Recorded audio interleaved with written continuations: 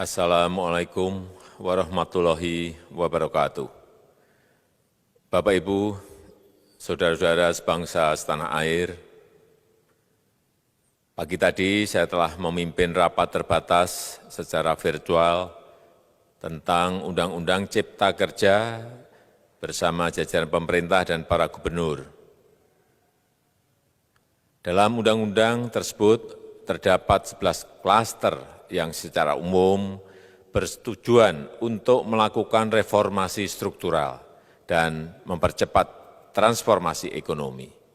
Adapun klaster tersebut adalah urusan penyederhanaan perizinan, urusan persyaratan investasi, urusan ketenagakerjaan, urusan pengadaan lahan, urusan kemudahan berusaha, urusan dukungan riset dan inovasi, urusan administrasi pemerintahan, urusan pengenaan sanksi, urusan kemudahan pemberdayaan dan perlindungan UMKM, urusan investasi dan proyek pemerintah, serta urusan kawasan ekonomi. Dalam rapat terbatas tersebut, saya tegaskan mengapa kita membutuhkan Undang-Undang Cipta Kerja. Pertama, setiap tahun ada sekitar 2,9 juta penduduk usia kerja baru, anak muda yang masuk ke pasar kerja, sehingga kebutuhan atas lapangan kerja baru sangat-sangat mendesak. Apalagi di tengah pandemi, terdapat kurang lebih 6,9 juta pengangguran dan 3,5 juta pekerja terdampak pandemi COVID-19.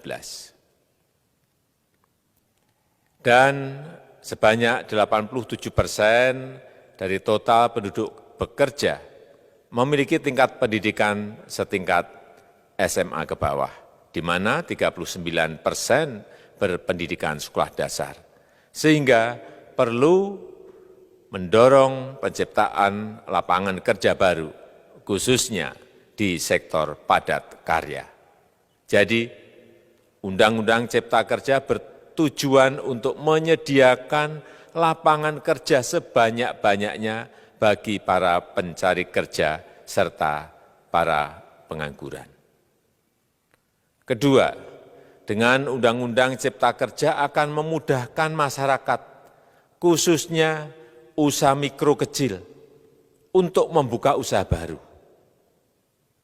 Regulasi yang tumpang tindih dan prosedur yang rumit dipangkas.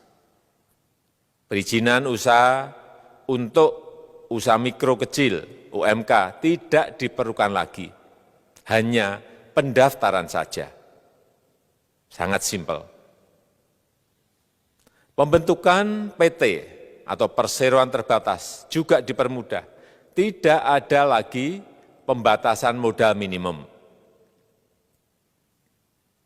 Pembentukan koperasi juga dipermudah. Jumlahnya hanya 9 orang saja. Koperasi sudah bisa dibentuk. Kita harapkan akan semakin banyak koperasi-koperasi di tanah air. UMK, usaha mikro kecil, yang bergerak di sektor makanan dan minuman, sertifikasi halalnya dibiayai pemerintah, artinya gratis. Izin kapal nelayan penangkap ikan misalnya, hanya ke unit kerja Kementerian KKP saja. Kalau sebelumnya harus mengajukan ke Kementerian KKP, Kementerian Perhubungan, dan instansi-instansi yang lain. Sekarang ini cukup dari unit di Kementerian KKP saja. Ketiga, Undang-Undang Cipta Kerja ini akan mendukung upaya pencegahan dan pemberantasan korupsi. Ini jelas karena dengan menyederhanakan, dengan memotong, dengan mengintegrasikan ke dalam sistem perizinan secara elektronik, maka pungutan liar, pungli dapat dihilangkan. Namun, saya melihat adanya unjuk rasa penolakan Undang-Undang Cipta Kerja yang pada dasarnya dilatar belakangi oleh disinformasi mengenai substansi dari undang-undang ini dan hoax di media sosial. Saya ambil contoh, ada informasi yang menyebut tentang penghapusan UMP, upah minimum provinsi, UMK, upah minimum kota kabupaten, UMSP, upah minimum sektoral provinsi. Hal ini tidak benar, karena faktanya upah minimum regional, UMR, tetap ada. Ada juga yang menyebutkan bahwa upah minimum dihitung per jam. Ini juga tidak benar. Tidak ada perubahan dengan sistem yang sekarang. Upah bisa dihitung berdasarkan waktu dan berdasarkan hasil. Kemudian adanya kabar yang menyebutkan bahwa semua cuti sakit, cuti kawinan, cuti khitanan, cuti baptis, cuti kematian, cuti melahirkan, dihapuskan. Dan tidak ada kompensasinya. Saya tegaskan juga ini tidak benar. Hak cuti tetap ada dan dijamin. Kemudian apakah perusahaan bisa mem-PHK kapanpun secara sepihak? Ini juga tidak benar. Yang benar, perusahaan tidak bisa me-PHK secara sepihak. Kemudian juga pertanyaan mengenai benarkah jaminan sosial dan kesejahteraan lainnya hilang. Yang benar, jaminan sosial tetap ada. Yang juga sering diberitakan tidak benar adalah mengenai dihapusnya AMDAL, analisis mengenai dampak lingkungan. Itu juga tidak benar. AMDAL tetap ada. Bagi industri besar harus studi AMDAL yang ketat. Tetapi bagi UMKM lebih ditekankan pada pendampingan dan pengawasan. Ada juga berita mengenai Undang-Undang Cipta Kerja ini mendorong komersialisasi pendidikan. Ini juga tidak benar. Karena yang diatur hanyalah pendidikan formal di kawasan ekonomi khusus, di KEK. Sedangkan perizinan pendidikan tidak diatur di dalam Undang-Undang Cipta Kerja ini. Apalagi perizinan untuk pendidikan di pondok pesantren. Itu tidak diatur sama sekali dalam Undang-Undang Cipta Kerja ini. Dan aturannya yang selama ini ada tetap berlaku. Kemudian diberitakan bahwa keberadaan bank tanah. Bank tanah ini diperlukan untuk menjamin kepentingan umum, kepentingan sosial, kepentingan pembangunan nasional, pemerataan ekonomi, dan konsolidasi lahan serta reforma agraria. Ini sangat penting untuk menjamin akses masyarakat terhadap kepemilikan tanah, kepemilikan lahan. Dan kita selama ini tidak memiliki bank tanah. Saya tegaskan juga bahwa Undang-Undang Cipta Kerja ini tidak melakukan resentralisasi kewenangan dari pemerintah daerah ke pemerintah pusat. Tidak ada.